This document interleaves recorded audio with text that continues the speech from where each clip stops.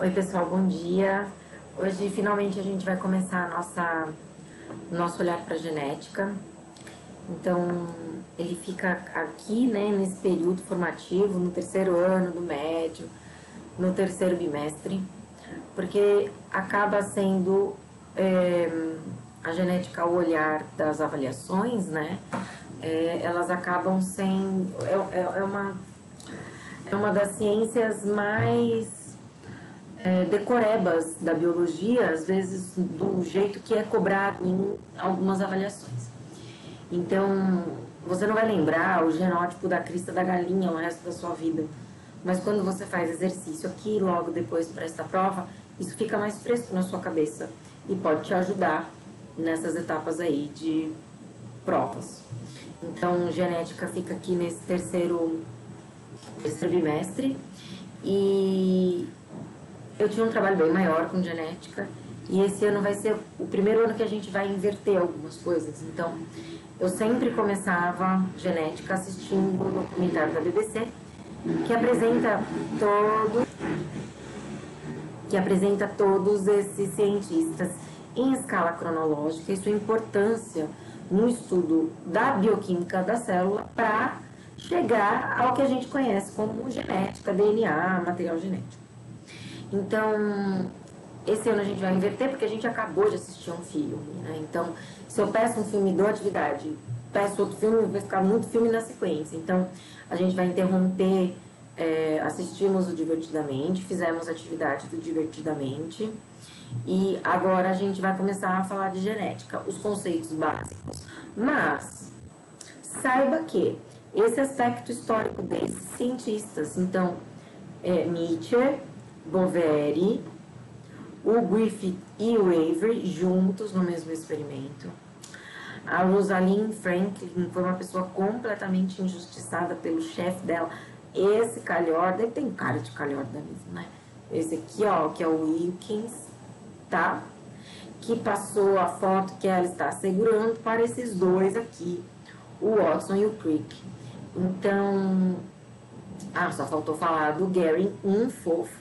O Gary foi quase contemporâneo, né? Ainda seria contemporâneo, mas faleceu em 2014 e teve uma contribuição aí para a genética pós-mendeliana incrível, o degrau que Gary ofereceu para a ciência.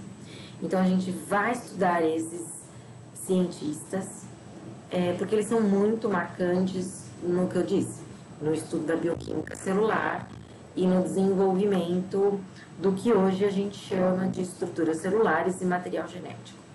Então, vê aqui a Rosalind segurando uma foto, atrás tem a dupla hélice, e eu sempre comecei assim, tentando juntar a matéria do primeiro ano com a matéria do terceiro ano.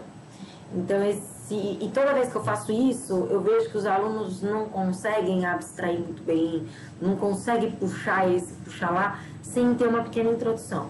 Então, a gente vai relacionar, mas primeiro a gente vai olhar para a cara de alguns conceitos e depois a gente vai olhar para a história desses conceitos. Então, resumindo, quando a gente estuda esses cientistas, a gente acaba acompanhando, né, o avanço científico e como a gente começou a entender. Todo ano eu começo do micro para o macro, esse ano a gente vai começar do macro para o micro, para ver se faz mais sentido, tá bom? Então, esses pesquisadores todos, eles são importantíssimos para a gente compreender gene e genética e não ficar achando que genética é só Mendel, né? É só Mendel, Mendel, Mendel. Não é só Mendel. Mas tudo começou com Mendel. Então, nem tudo é Mendel, nem tudo da genética é Mendel, mas Mendel é muito importante para nós. Então, primeiro, quem foi Mendel? Então, Mendel era um monge, ele viveu de 822 a 1884, então ele viveu aí no século XIX e trabalhou com seus trabalhos em plantas de ervilha, tá? Então, só para voltar, porque só para adiantar um pouquinho, né? Esse é o mosteiro que ele vivia e ele estudou física porque a física foi a primeira das ciências da natureza que se soltou, né? Então, até 1800, as ciências naturais eram uma só, o estudo da natureza, né? E a partir de meados de 1800 começou aí esse ímpeto da separação das ciências, né? No que eram os herdeiros dos alquimistas, que viraram os químicos, e os físicos. Então ele estudou física na Universidade de Viena e ele voltou para o mosteiro, ficando e na região próxima do mosteiro, ensinando ciências naturais e física. Agora, por que um monge tem tanto poder no sentido de desenvolveu tanto para o que hoje a gente chama de genética? Então, primeiro, os clérigos eram grandes estudiosos, e eram grandes estudiosos porque tinham acesso, né? Era uma fatia privilegiada aí da sociedade que, à época, em pleno século XIX, podia se dar ao luxo de fazer pesquisas, né? E fazer pesquisas a partir da observação. Por isso que as ciências da natureza e por isso que o olhar de Mendel é tão importante para a genética. Porque ele morava nesse mosteiro que não era dos mais contemplativos. Gosto de mostrar porque existem mosteiros europeus altamente contemplativos, né? Os mosteiros franciscanos, grandes jardins, enormes construções, né? Todos os quartos são voltados para jardins internos. Então, existe essa cultura de alguns centros religiosos terem esse aspecto altamente contemplativo. E nutrir esse olhar altamente contemplativo, no caso de Mendel, fez ele, que tinha acabado de estudar física, um grande admirador da natureza, ao ponto de perceber que as ervilhas tinham diferenças. Então, ele começou, porque ele era responsável por esse processo da colheita, né? E do manter, então, aí os pés de ervilha, porque precisava se cultivar alguns dos seus alimentos, né? E esse era um hábito real das pessoas. E durante esse processo, ele não só colhia e plantava, como ele observava que as cores da semente eram diferentes, que as formas da semente eram diferentes, que a cor da vagem era diferente, a forma da vagem, a altura do pé, a posição da flor, a cor da flor. Mas inicialmente ele olhou cor de semente, que é o que a gente nomeia como primeira lei de Mendel, né? A relação aí do fenótipo e genótipo de sementes amarelas e verdes em diferentes populações intercruzadas. Então, Mendel, a primeira coisa que ele fez foi olhar durante sua colheita e falar, cara, por que as ervilhas são diferentes? Se é ervilha, por que a ervilha pode ser amarela e verde? Por que pode ser lisa e rugosa? O que é que faz com que a ervilha fique tão diferente? Então, ele sistematizava essas observações. Então, ele começou a notar qual pé de ervilha tinha qual tamanho, tal altura, cor. Mas as ervilhas tinham grandes facilidades, como o cultivo fácil em canteiros, lembra lá do mosteiro, que não é grande, privilegiado aí em áreas ajardinadas. Então, áreas de jardins aqui nesse mosteiro não são grandes campos. Então, a ervilha ia bem, porque eles precisavam cultivar alimento, e cultivava-se ervilhas em pequenos canteiros. Então, ele observou várias características contrastantes e de fácil observação, era macroscópico. Então, o ciclo vital das ervilhas é curto, as gerações são rápidas e geram muitas sementes. Então, começou a se notar que existe uma predominância de autofecundação. Então, as linhagens, elas podiam ser puras, intercruzadas. Como que ele começou a fazer isso? Então, ele começou a pegar um pincel, esperava a flor, ia lá, pegava um pincelzinho e misturava uma planta na outra planta e ia aí cruzando as diferentes variedades que ele conseguia observar das ervilhas. Então, existe uma grande relação do olhar mendeliano para o que a gente chama de gene e transmissão de características, mas é muito importante a gente pensar que foi ao acaso as ervilhas e graças à sua incrível capacidade contemplativa, tá? Então, ele publicou em 65, então, olha lá, ele estudou até 53 física, ficou estudando física, voltou em 1854, 1855, ficou estudando física e ciências da natureza e observando ervilha. Ele só conseguiu publicar esse artigo 10 anos depois. Então, Mendel ficou aí na sua genialidade, na sua experimentação, pelo menos 10 anos, observando características de ervilha para depois publicar.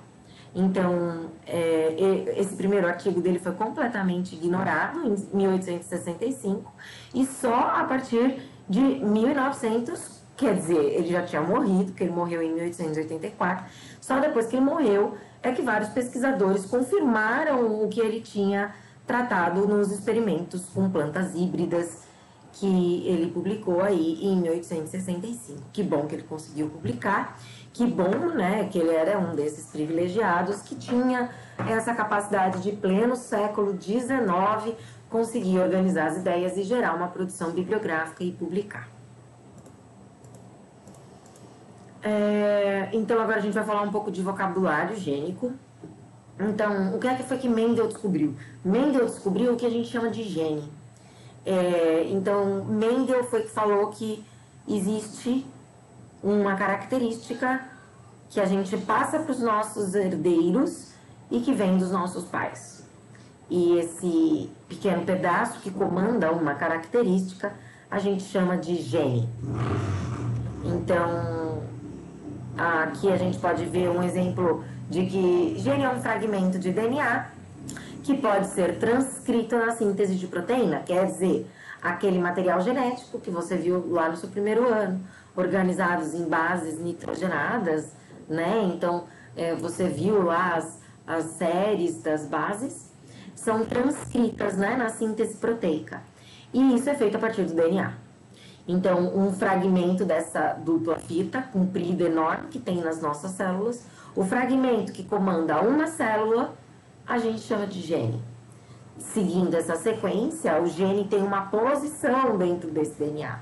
E essa posição a gente chama de locus, lugar do gene, pedaço de DNA que comanda uma característica.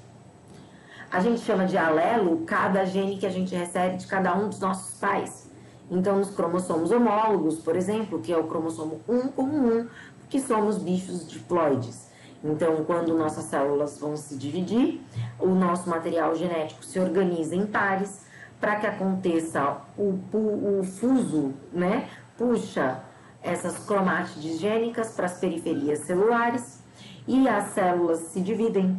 Então, os cromossomos homólogos, eles se duplicam para que consigam se dividir de forma igualitária, para que a gente consiga manter o material genético, porque somos animais diploides. Genótipo, então, é o conjunto de gene, é a transcrição, é o conjunto de gene, o jeito que a gente escreve, representa esse gene. E fenótipo é a expressão desse gene. Então, a gente costuma dizer que o fenótipo é essa combinação aqui. Genótipo, que é o seu gene, a representação do que você herdou. Genótipo mais ambiente. Fenocópia é o fenótipo modificado semelhante a um que existe. Então, você tem um gene de uma determinada cor de pele. Aí você vai fazer um processo ou de escurecimento ou de clareamento. Você vai clarear a sua pele ou escurecer a sua pele. Esse processo vai te deixar parecido com uma cor que existe na humanidade. Isso é uma fenocópia. Você alterou o seu fenótipo. Fenótipo é a expressão do seu gene. Então, vamos dar um exemplo aí com letrinha para começar a ficar agradável. Então, o genótipo diz para vocês que é a expressão, né, a transcrição do gene. Então, para a cor de olho, vocês estão vendo a cor dos meus olhos? Dá para ver que eu tenho o gene do olho verde? Mas eu tenho. Como eu sei que eu tenho? Meu pai tem olho verde. Ele só tem esse gene para mandar, porque para ter olho verde, fenótipo verde de olho, ele tem que ter o genótipo Azinho, Azinho, A minúsculo, A minúsculo. Ele é meu pai, me mandou outras tantas características verificáveis fenotipicamente, mas não olho claro. Isso quer dizer que a genética de olho claro está aqui, mas a manifestação não está aqui. Então, como eu tenho certeza que eu sou azão azinho? Porque a minha primeira filha tem olho verde. Então, a gente consegue verificar a partir dos descendentes. Ah, que beleza. Então, eu tenho certeza do meu genótipo de cor de olho a partir dos eventos possíveis do meu pai e da minha mãe. Ah, a gente chama de gene letal, um gene que tem capacidade de matar o feto ou o embrião. Gene dominante é um gene, ele sempre se manifesta em expressão. É o caso da cor do olho. Então, meu olho não é castanho? Então, olhos castanhos são dominantes quanto à expressão fenotípica do gene de cor de olho. Quer dizer, eu tenho o gene do olho verde aqui. Não dá pra ver, porque o olho castanho domina a expressão do meu gene azinho lá do meu olho verde. Todas as pessoas azão, azinho para cor de olho vão ter o mesmo cor de olho? Não. Gene recessivo é aquele que só manifesta na ausência do dominante. Quer dizer, ele tem que estar homozigoto. Homozigoto. Homo mesmo, zigoto. Manda a mesma coisa para o zigoto. Quando ele se reproduz, forma gametas. Os gametas não são diploides como nós, seres completos. Eles são haploides, porque eles precisam se encontrar para formar um ser novo. Gameta, óvulo, espermatozoide. São haploides. Metade do material genético precisa se juntar para formar um ser novo. Você é um ser que foi a reunião de um óvulo e um espermatozoide. Beleza. Heterozigoto tem duas informações genéticas para mandar para o zigoto. Eu, para cor de olho, sou heterozigota. Azão, azinho.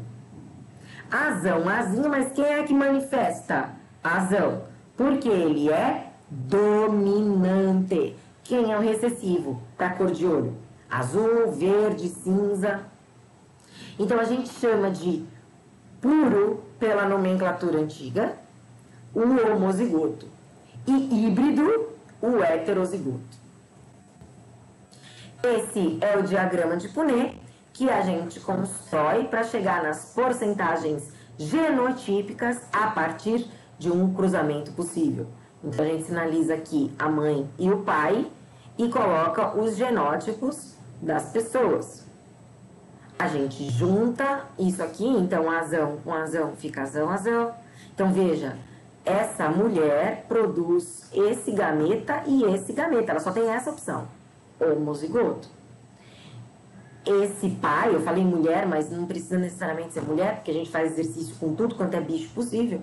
Então, vamos pensar na mãe e pai, né? A mãe e o pai tem azão e azinho. Aí, azão com azão, azão, azão. Azão com azão, azão, azão. Abaixo o azão, pega esse azinho, azão, azinho. Maiúsculo sempre antes. Beleza. Então, eu tenho 4 eventos possíveis. Metade deles, azão, azinho. O que faz a porcentagem genotípica do azão, azinho, 50%. E do azão, azão, 50%. A porcentagem fenotípica vai depender da característica. Então, seguindo o exemplo que a gente está falando, aqui para cor de olho, ficaria 50% olhos muito escuros e 50% olhos médios. Aí a gente vai, na próxima aula, já aprender a legendar um exercício de primeira lei de Mendel e resolver, porque hoje a gente vai fazer esses bem simplesinhos. Então, você vai aí construir 4 diagramas de Punnett e chegar nas porcentagens genotípicas desses eventos possíveis. Então, a partir do cruzamento desses indivíduos, atribui mãe e pai para qualquer um deles, você vai, sem preguiça, coloca quem é a mãe, quem é o pai, põe aqui em cima quem é a mãe, quem é o pai, coloca o diagrama de Punnett do lado, desmembra o genótipo e junta os eventos possíveis. Aqui do lado vai colocar porcentagem genotípica dessas combinações. Beleza? Essa foi a nossa primeira aula para ter algumas ideias do que vem por aí em genética, entrar nesse operacional de fazer exercício e aos pouquinhos ir entendendo a organização bioquímica disso tudo. Beleza? Bem-vindos a outro assunto, nada a ver com o que a gente estava falando. E não se esqueçam que depois de genética a gente ainda tem o mundo maravilhoso da ecologia. Então, bora lá que esse ano ainda tem muita prosa. A gente se fala até já.